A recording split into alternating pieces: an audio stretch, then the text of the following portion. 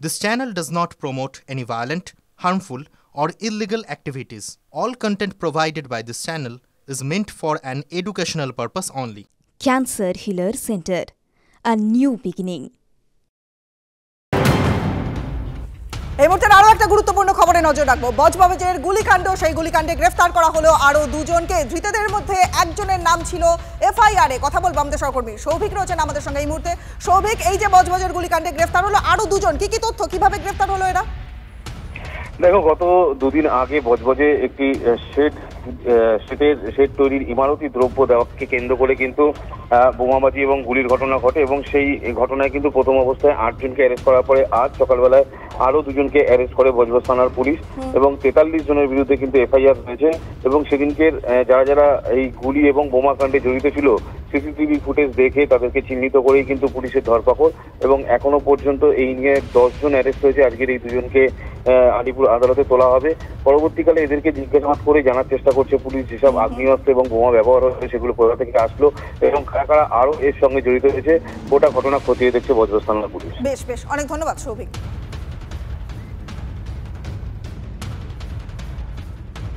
দিলাম ব্রেকের পর। আচ্ছা, 26-এর ভোট আসতে তো এখনো 1 বছর দেরি আছে, তাই তো? কিন্তু এর মধ্যেই রাজনীতির পারদ কিন্তু তুঙ্গে। এখন থেকেই পাল্টামারের নিদান সুকান্ত মজুমদারের। মেরে এসে বলবেন দাদা ফাটিয়ে এসেছি। ফুলিয়ার সভা থেকে দলের কর্মীদের বললেন বিজেপির রাজ্য সভাপতি, আঘাত নয় প্রতিরোধ করব, পরে যুক্তি দিলেন সুকান্ত মজুমদার। जो डर गया सो मर गया। मार খেয়েছে বললো না দাদা আমাকে পিটিয়েছে। আমাদের পার্টি কার্যকর্তা দিন এটা হয়ে গেল। দাদা কেমন আছেন? ভালো আছি। দাদা চিনতে বললেন আমি সেই, বলে কি ওই যে 18 সালে পঞ্চায়েতে আমাকে পিটিয়েছে। আরে আমি মার খেয়েছি, এটা গর্বের বিষয়। সবার সামনে বলা উচিত না বলা উচিত না, কি বলুন তো? চুপচুপ করে বললাম ঠিক আছে, আমাকে ধরে কেলিয়েছে। মেরে এসে গল্প করবেন সভাপতির কাছে, মেরে এসে সভাপতির কাছে গল্প করবেন দাদা আমাকে মারতে এসেছিল, ধরে ফাটিয়ে দিয়েছি, আমি দেখে নেব, চিন্তা ঠিক আছে। আমরা কাউকে মারতে যাব না, কিন্তু কেউ মারতে এলে ছাড়বো না। কেউ মারতে এলে একদম আমাদের শাস্ত্র বলছে। এই মুহূর্তে সিপিএম নেতা সুজন চক্রবর্তী রয়েছেন আমাদের সঙ্গে। সুজন দা, একেবারে সুকান্ত মজুমদার পরিষ্কার বলে দিলেন যে মেরে এসে বলবেন দাদা ফাটিয়ে এসেছি। ফুলিয়ার সভা থেকে কর্মীদের তিনি এইভাবে উজ্জীবিত করলেন এবং পরে তিনি যুক্তি সাজালেন, বললেন যে আঘাত নয় প্রতিরোধ করব। কি বলবেন? দেখুন, সুকান্ত মজুমদার তো বিজেপির রাজ্য সভাপতি। ও দলের লোকেদের কাছে ইনস্ট্রাকশন দিয়েছে কিভাবে দলের লোকদের চলা উচিত এবং যখন এই ইনস্ট্রাকশন দিচ্ছে তখন ওর চোখের সামনে ভাসছে কেশিয়ারিতে মন্ডল সভাপতি নির্বাচন নিয়ে বিজেপির দুদল দুগোষ্ঠী তারা ব্যাপক মারামারি করেছে। সেই কারণে উনি মনে করিয়ে দিয়েছেন মার খেয়ে কিন্তু কেউ ফিরে আসবেন না।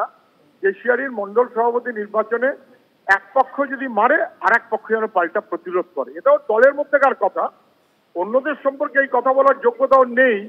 কেননা মার তো এখন খাচ্ছে তৃণমূলের কাছে, অথবা তৃণমূল মার্কা বিজেপির কাছে, বা অথবা তৃণমূল মার্কা বিজেপি তৃণমূলের কাছে।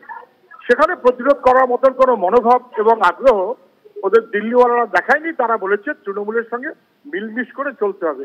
ফলে কেশিয়ারিকে খেয়াল করে দলের মধ্যে গন্ডগোলে এক পক্ষ যেন আরেক পক্ষকে প্রতিরোধ করে, সেটাই কেশিয়ারিতে ওরা কালকে করে দেখিয়েছে। বেশ, অনেক ধন্যবাদ আপনাকে। সুজন চক্রবর্তী সিপিএম নেতা ছিলেন আমাদের সঙ্গে, তিনি তার প্রতিক্রিয়া পেশ করলেন। আমি বলবো অ্যাকচুয়ালি ওনার মতো একজন মানুষ, সেন্ট্রাল গভর্নমেন্টের একজন প্রতিমন্ত্রী, তারপরে ওনার থেকে এই ধরনের ভাষা আমি প্রত্যাশা করি না। আর বিজেপির কোনো কর্মী সমর্থকের গায়ে হাত দেওয়া হয়নি। ঘটনার যেটা ঘটেছে সেটা প্রশাসন নিশ্চিতভাবে দেখবে। উনি যেটা বলেছেন সেটা ওনার সৌজন্য। আমি বলবো যে এই ধরনের কথা না বললেই ভালো হয়, সেটা আমার সৌজন্য।